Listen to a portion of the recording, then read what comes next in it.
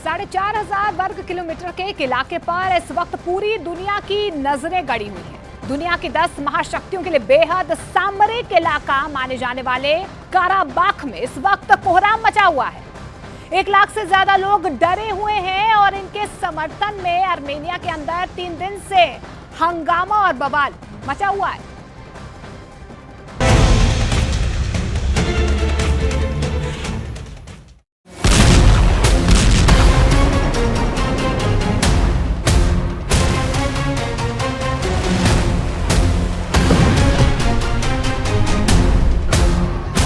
गुस्से से उबलता हुआ एक देश, युद्ध लड़ने के लिए आमादा एक देश,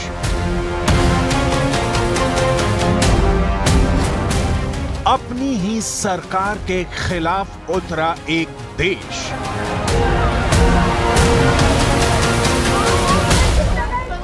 अपने ही देश के जवानों को लड़ने के लिए उकसाता एक देश,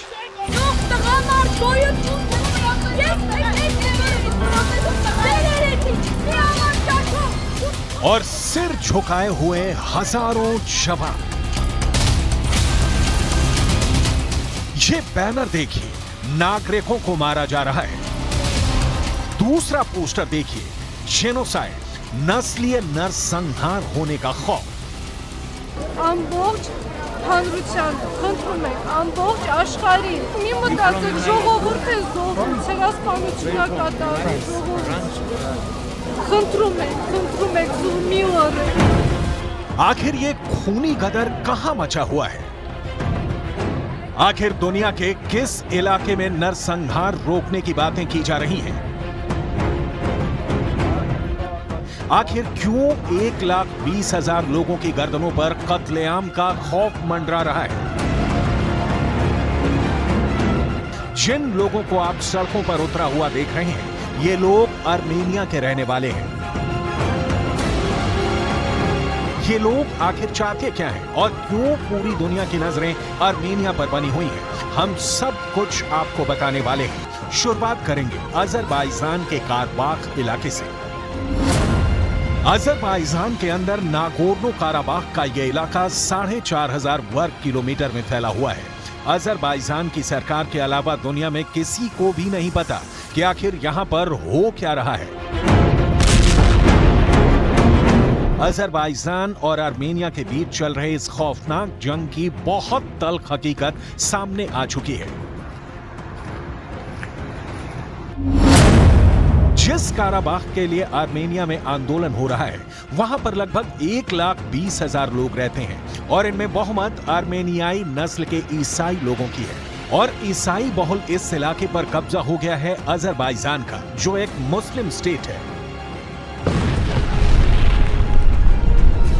और इसीलिए अब आर्मेनिया और राजधानी में लोग इस आशंका से डरे हुए हैं कि काराबाख के आर्मेनियाई मूल के लोगों का नस्लीय नरसंहार हो सकता है। Ծնողները, մեր հարազատները, մեր բարեկամները բոլորը այնտեղ են, շրջափակման մեջ են։ Այսքան օր շրջափակման մեջ սոված են եղել, ոչ մի բան չեն կերել, ուտելիք չի եղել, քիչ միջ, երեխաները սոված, ստրեսային շատ վատ վիճակում։ Բայց այս պահին ամենասարսափելին այն է եղել, որ երբ որ ծնողը զանգում է ու ասում է, որ հիմա խփում են ու դու գիտես, որ իրենք պատվալում են, բոլոր երեխաները պատվալում են։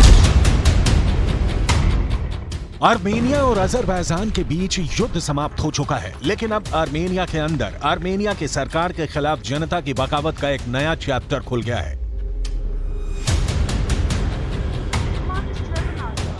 लेकिन यह सब क्यों हुआ, इसकी पूरी कहानी आपको हम विस्तार से समझाने वाले हैं।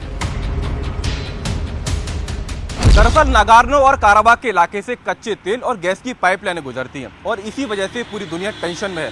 नए युद्ध को उभरता देख अमेरिका सबसे ज्यादा परेशान है। अजरबैजान ने 19 सितंबर को आर्मेनिया के कब्जे वाले नागोर्नो काराबाख इलाके में आर्मेनिया समर्थित अलगाववादियों के खिलाफ हमला कर दिया था। आखिर आर्मेनिया इतनी आसानी से ये युद्ध कैसे हार गया, आपको इस मैप से समझाते हैं। नागोर्नो काराबाख इलाके का मैप दोबारा देखिए। ये काराबाख का इलाका अजरबैजान के इलाके में आता है।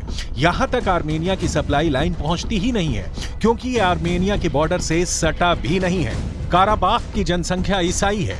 आर्मेनिया भी ईसाई बहुल देश है और इसीलिए वो यहाँ मुस्लिम बहुल देश अजरबैजान के शासन का विरोध करता है। काराबाख के आर्मेनियाई नस्ल के ईसाइयों ने एक अलगाववादी आर्मी बना रखी है, जिसको काराबाख फोर्स के नाम से जाना जाता है। काराबाख फोर्स ने मुस्लिम बहुल देश अजरबैजान के खिलाफ बगावत की थी और उन्होंने इलाके पर कब्जा भी कर लिया था। लेकिन जब अजरबैजान ने इस बार हमला किया तो काराबाख फोर्स को आर्मेनिया हथियार ही उपलब्ध नहीं करवा पाया और इसीलिए आर्मेनिया समर्थित ईसाई बहुल काराबाख फोर्स को सरेंडर करना पड़ा। हथियार ना मिलने की वजह से काराबाख के आर्मेनिया का समर्थन करने वाले फोर्स को सरेंडर करना पड़ा, लेकिन आर्मेनिया के लोग युद्ध की मांग को लेकर सड़कों पर उतरे हुए हैं। 24 घंटे तक चली इस जंग में कितने लोग मरे हैं, इस पर आर्मेनिया का दावा है कि 7 लोगों की मौत हुई है और 32 लोग घायल हुए हैं, जबकि काराबाख की जो अलगाववादी सरकार है उसका दावा है कि अजरबैजान के इस हमले में 200 से ज्यादा लोगों की मौत हुई है, जबकि 400 से ज्यादा लोग घायल हुए हैं। आर्मेनिया की सरकार को अब बहुत ज्यादा शर्मिंदगी उठानी पड़ रही है, क्योंकि उनकी हार हुई है और अब अजरबैजान अपनी शर्तों पर समझौता करवाने जा रहा है। रूस ने शांति वार्ता शुरू करवा दी है और इसीलिए अब अजरबैजान ने अपना सैन्य ऑपरेशन रोक दिया है। लेकिन अजरबैजान ने यह शर्त रख दी है कि आर्मेनिया समर्थित काराबाख फोर्स को भंग किया जाएगा। काराबाख फोर्स के सैनिकों के हथियार जब्त कर लिए जाएंगे। इसके अलावा अजरबैजान ने यह भी कहा है कि आर्मेनिया की सेना को पीछे हटना होगा। आर्मेनिया की सरकार ने दावा किया है कि उनकी सेना कभी भी काराबाख क्षेत्र में तैनाती ही नहीं थी। Uğurlar əldə etmişlər.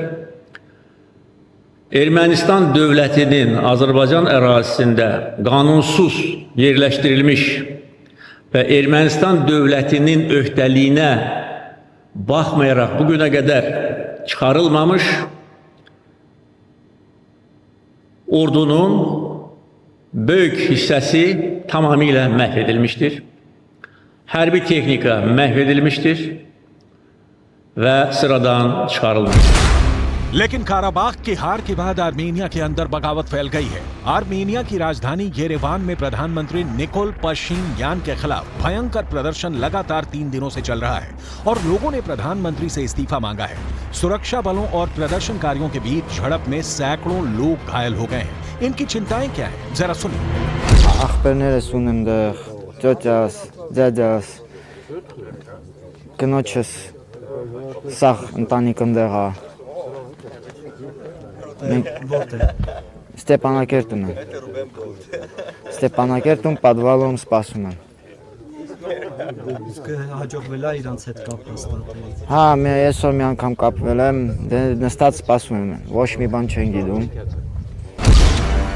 आर्मेनिया के लोग परेशान हैं, लेकिन अजरबैजान ने एक प्रोपेगेंडा वीडियो जारी किया है जिसमें दिखाया जा रहा है कि सैकड़ों की संख्या में खाद्य पदार्थ से लदे हुए ट्रक काराबाख भेजे जा रहे हैं ताकि लोगों को खाना पीना मिल सके। लेकिन आर्मेनिया के लोग इसलिए भी नाराज हैं क्योंकि आर्मेनिया के प्रधानमंत्री ने भी एक बड़ी रणनीतिक चूक कर दी है जब उनका देश अजरबैजान से हमले को झेल रहा है। तो ऐसे वक्त में आर्मेनिया के प्रधानमंत्री ने अपने सहयोगी देश रूस को खरी खोटी सुना दी और ये कहा कि पुतिन से उनकी दोस्ती किसी काम आई ही नहीं। इसकी वजह से पुतिन नाराज हो गए और उन्होंने आर्मेनिया को अकेला छोड़ दिया और अजरबैजान के पक्ष में ही बयान दे दिया। Если Армения признала, что Нагорный Карабах это часть Азербайджана, все, ну что нам, о чем речь-то? Вот это ключевая составляющая всей проблемы. Статус Карабаха определила сама Армения. В этом же вся проблема.